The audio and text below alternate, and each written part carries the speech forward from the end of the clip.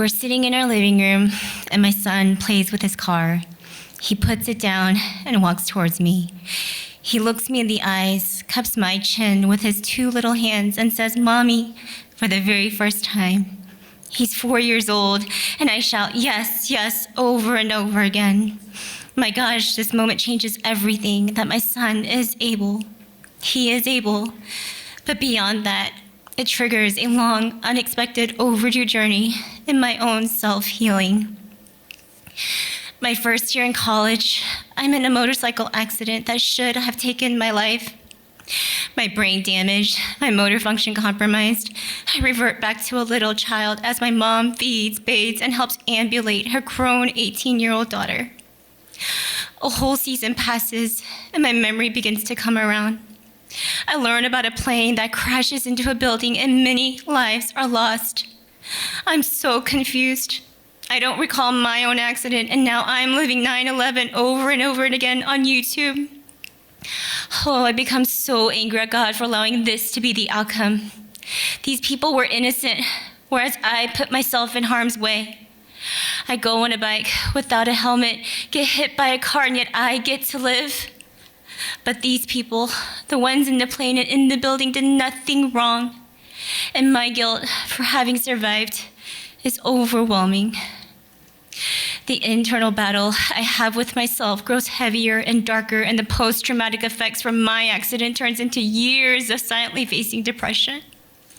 I go to the darkest places that I pray no other human goes to because it is an isolating and debilitating world.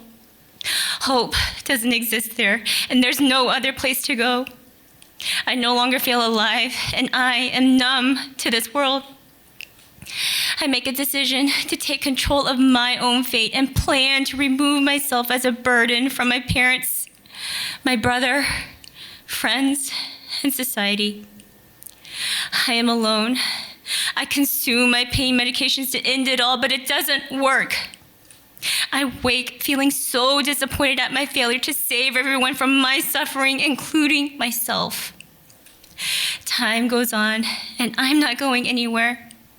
My friends move forward, graduate with degrees, and me, I'm just exhausted from being so sad.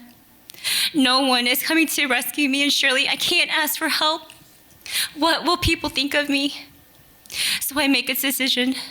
I half-heartedly forgive myself for being alive and slowly begin to explore this life, my life. I realize I've already received the ultimate gift of having my life spared, so I dare not dream, because how selfish would I be to ask for more?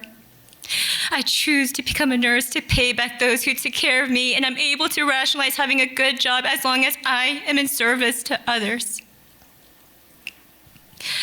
I create this belief that if anything good comes my way, it is simply by pure luck and not because I deserve it. But somehow, I end up getting more. I miraculously graduate. I land my dream job. I get married and even bring 2 lives into this world. But even then, I still can't help but feel this deep sense of guilt for receiving things I don't deserve. I guess I'll take what comes, relax a bit, and release a sigh of relief. Maybe I finally made it. But then boom, a curveball is thrown my way. My first child, who lovingly grabs my chin and calls me mommy for the first time at the age of 4, is on the autism spectrum. Inside, I grieve this unexpected news, and I question if I am enough to mother a child with special needs. But I keep quiet. How dare I not be grateful? I was gifted a child, and I must keep moving forward. My past repeats itself. I live in isolation again, but this time, it's not just me. It's my entire family. Most days, I'm exhausted, and my love is divided unfairly between my 2 children. I can't help but to see one as helpless while the other probably resents me for not giving her enough. I become overwhelmed, and it's too much to handle. The darker parts of my past begin to resurface, and I am tempted to hide and do nothing at all.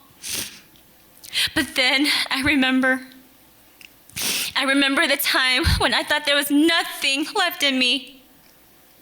I went from trying to take my life to taking my life back. and I am not ashamed of my struggles. Instead, I am in awe and give thanks to my past, because only then do I realize that I am enough, that I am worth it, and I am able. This path is my path, and I embrace what's meant to come my way. I let go of the things that are not within my control, and I learn to gift myself grace and be present through the joys and sorrows. I dim the outside noises and refuse to give in to the stigmas, because being different and broken is okay. I hold the power to turn tragedies into blessings and see them from the lens of love. I have turned what should have been my death anniversary into a celebration of my life-versary, and see my son's disability as his different ability. I thought my son entered my life so that I could be his guide, but the truth is, he was the answer that I desperately needed to see life through a different lens. I am no longer burdened by my own guilt for being alive. I now have compassion and humility for myself, and I am able to unapologetically dream again. My son, he sees this world from a different lens, and I get to experience the beauty of this world as he sees it. He alone has taught me to honor my life, and I am at peace.